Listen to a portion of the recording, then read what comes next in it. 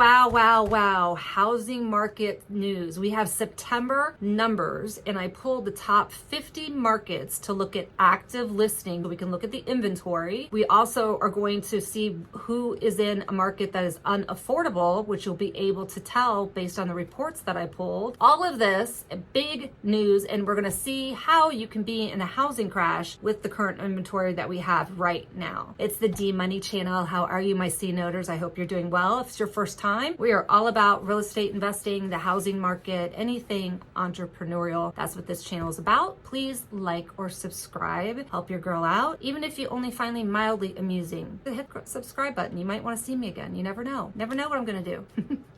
All right, the top 50 markets I'm going to put up on the screen for you. What I did is I looked at active listings, July, August, September, to see what's going on of active listings. And really it's to date right now, officially October 1st. How is that trending? Are we seeing the inventory go up? And then I wanted to look at, of the active listings, how many people, what percentage have owned their home 3 years or less? Because if you're selling your home and you've owned it 3 years or less, that kind of tells you, okay, there might be an issue there. Basically, unaffordability would be the issue above and beyond relocation. You want to look at what is the baseline of the normal amount that people own their home 3 years or less sell. And from looking at these numbers, it looks like the typical number is in the high teens, low 20% of active listings have owned their home 3 years or less. From there, you then try to find out, okay, what looks off? What numbers aren't driving? And that's what we did. Up on the screen, I'm going to go slow. You can always freeze this video and look at your particular market. I know some have told me that they have an issue with seeing. I would say put some glasses on.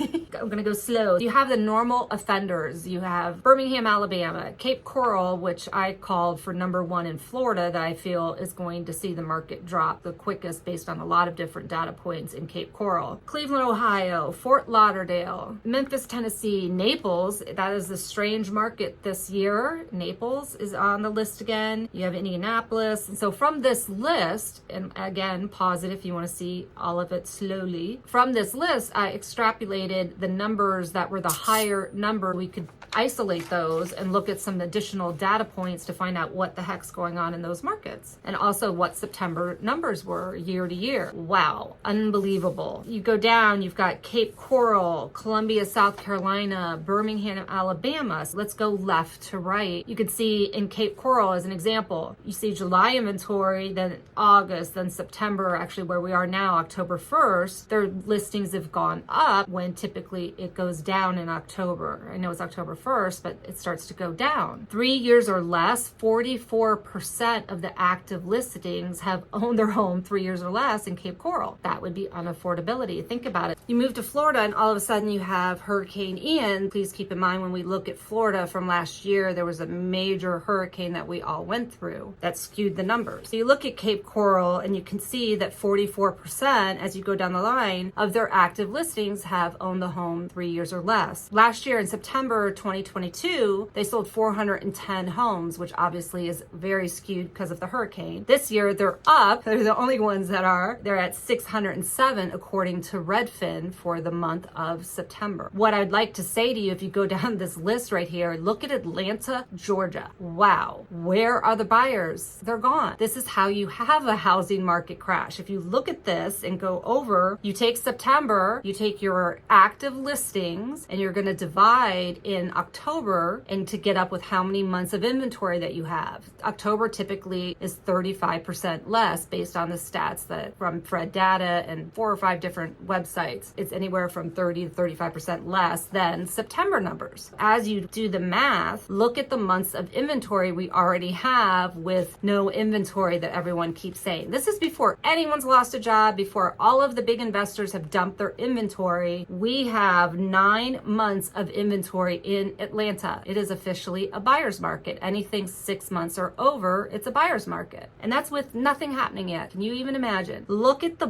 buyers. They're gone. Last year, they sold over 5,000 homes. September, based on Redfin and a couple other data points that I looked at, they sold 854 homes. The buyers have officially actually left the building. That's how you have a housing market crash with no additional inventory. Nothing has happened yet, and they're already at 9 months of inventory. Wow. Naples, you have a year of inventory in Naples. Without even adding another home to the mix, you have 12 months of inventory in Naples based on where the buyers were in September. Gone. Everyone is not buying a home. Everyone knows why. Interest rates have tripled, the recession starting, everyone's finally starting to feel it. You have student loan debt. I mean, everyone knows the reasons why. I don't want to bring everyone down. It's starting to show. Naples, 12 months of inventory. Cape Coral, 15 months of inventory. It is a buyer's market. This is before even adding another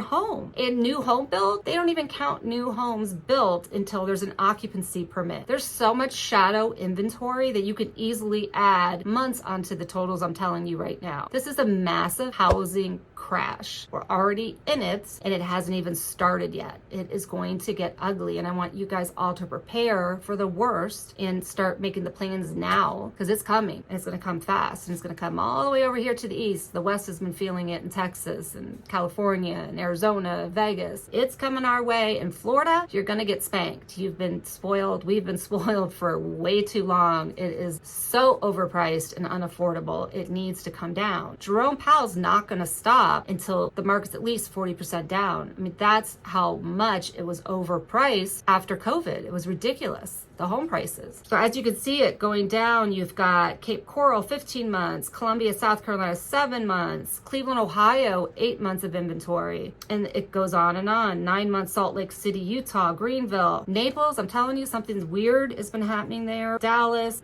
Jacksonville, Florida, and then Indianapolis, Indiana is up on a lot of different stats that I've noticed in reports that I've been looking at. So this is amazing. You don't need extra inventory. We're in a crash. You don't need a bunch of inventory to have a crash because there's no buyers. No one can afford buying a home right now. That's why it always cracks me up when they say the median sales price has gone up. Yeah, because that's the only people buying a home are people that have a lot of money, and that makes the average go up. It's not because home prices have gone up. It's just buyers have fallen out, and only the rich are willing to pay that price right now if they really want a home. It is very bad out there. And remember, you have Hurricane Ian in here as well. These are the big offenders, but not too far behind, there's a list of markets that throw up the 50 markets again. You have a lot in the 30s that didn't make the super bad list. I did 35% above, taking into rounding. I want to be closer to that 40% or above, 35 or more. There are a lot of markets that are in the 30s. You know, Phoenix, Arizona, Tampa, Florida, that needs to come down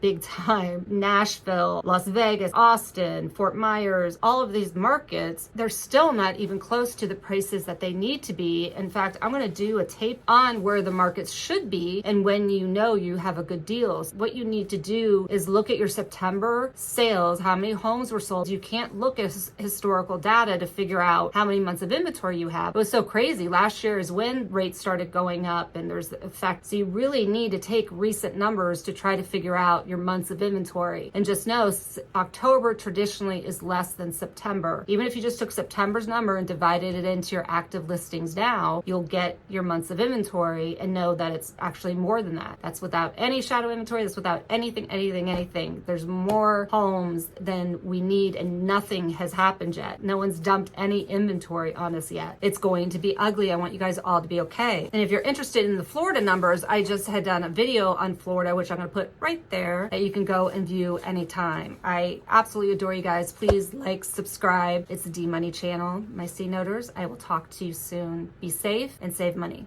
Peace out.